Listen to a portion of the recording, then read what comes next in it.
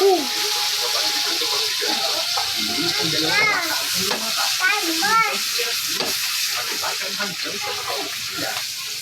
na pagkagaling niya sa kanyang bahay, kumaway si Serafina para magpaalam at kahilaw.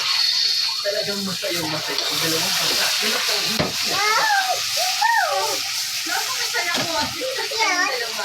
Pagkakal nakita buong gabi. Sinabi ko na sa inyo, hindi na dito sa pagkabugatan sa gabi. Ipinaliwanag niya ang hasak nilang ina. Oh!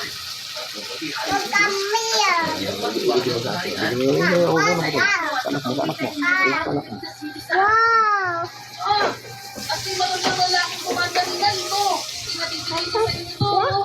Kapit na nila ang pahay, nakita nila ang dalawang magandang porselas na may nakadikit na makikitap na pulang mga batong tugis, cashmere. Edward, meron din para sa'yo dito. Isang pilak na palamig na hugis maliit na unod ng raspberry. Bahagyang nahiya si Edward. Alam niya ang ibig sabihin nito.